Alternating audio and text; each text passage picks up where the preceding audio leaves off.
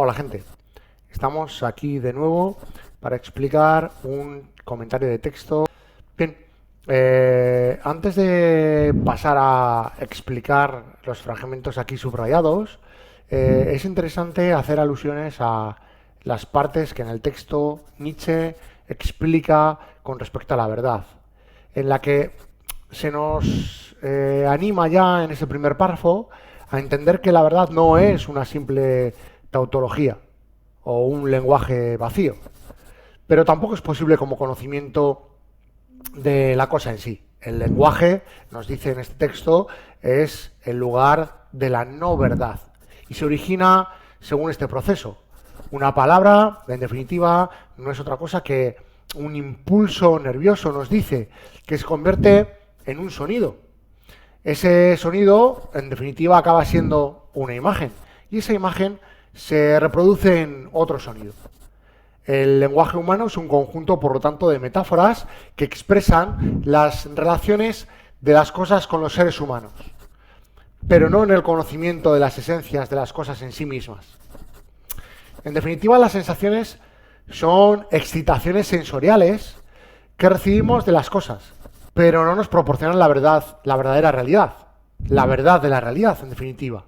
El ejemplo que nos pone Nietzsche es el de la dureza de una piedra. La sensación de dureza no es la esencia de la piedra en absoluto.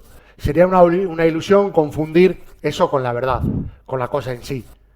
Nos dice que, en definitiva, las palabras son simples imágenes o metáforas, como él explicita, que nos sirven para relacionar unas cosas con otras y con nuestras necesidades. Pero son ilusiones, ficciones que no nos proporcionan la verdad de las cosas. Los seres humanos nos autoengañamos, por lo tanto, constantemente, convirtiendo las metáforas y las imágenes en representaciones verdaderas de las cosas y también de sus esencias.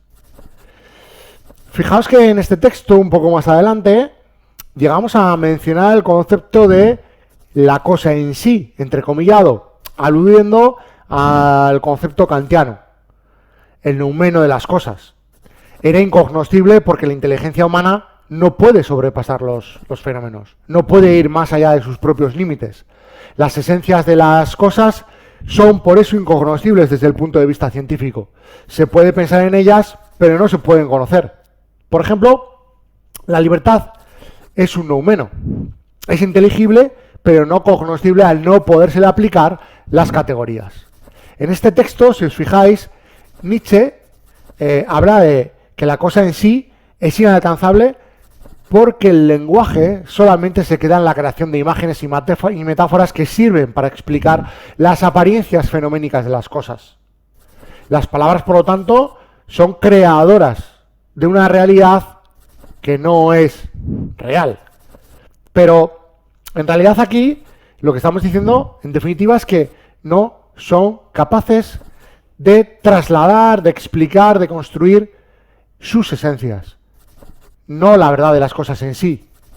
En este autor, lo principal son las ficciones del lenguaje, el límite que no se puede sobrepasar, mientras que en Kant es el límite del uso de la inteligencia humana. No se puede ir más allá de las categorías. No sigue un proceso lógico, porque para Nietzsche el lenguaje comienza con un impulso nervioso, después se transforma en imagen y finalmente se convierte en un sonido. No existe una secuencia lógica que comience por lo sensible, siga con la imagen y termine en un concepto racional. Todo se reduce a impulsos nerviosos, imágenes y sonidos. No hay ningún proceso de abstracción de lo concreto singular a lo universal y abstracto, sino que solamente las palabras se esconden metáforas. Son aquellas que enmascaran la realidad, esconden imágenes y que se reproducen en definitiva en sonidos. Así, la investigación filosófica y científica en busca de la verdad es una reconstrucción continua sobre materiales sensibles y nunca un hallazgo de verdades claras y objetivas. No procede de la esencia de las cosas, sino de la construcción de imágenes y metáforas que nos permiten hablar de las cosas mediante ficciones y analogías que sirven para entendernos y referirnos a las cosas. No es un descubrimiento de la verdad, sino una invención de metáforas. Así, el texto comienza, por lo tanto, hablando del olvido. Y de alguna manera nos recuerda esa fase casi adelantándonos 100 años de construcción. Es decir, estamos en una situación, dice Nietzsche, científica, dentro del ámbito también de la filosofía del lenguaje, en la que construir una realidad tiene que ver, como nos dice, con utilizar las palabras para generar unas ilusiones que no son, o no hacen, mejor dicho, alusión a la auténtica realidad. Por eso se pregunta, en ese segundo apartado, ¿qué es una palabra? Y nos dice que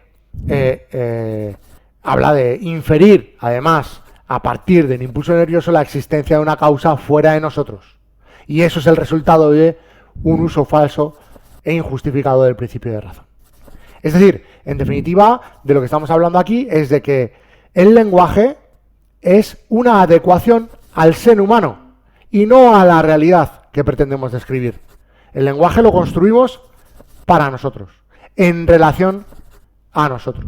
Y por eso esa sucesión de metáforas que él dice que se constituyen desde el impulso nervioso extrapolado a la imagen, pasando por la transformación en el sonido y acabando, por lo tanto, en esa esfera completamente distinta de la propia realidad.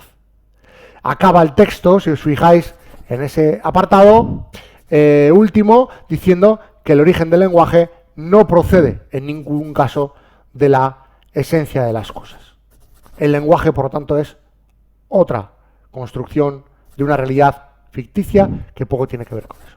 De ahí que los textos que escribe Nietzsche sean textos tan metafóricos. Es decir, la metáfora en el caso de Nietzsche es la vinculación del lenguaje a la verdadera realidad. Un lenguaje simbólico, poético, que nos traslade, por lo tanto, no a intentar explicitar de una manera concreta una realidad que ya decimos desde el lenguaje no pretende hacer alusión a ella, sino al propio sujeto, y por lo tanto aquí encontramos una nueva forma de reinterpretar ese concepto de metáfora.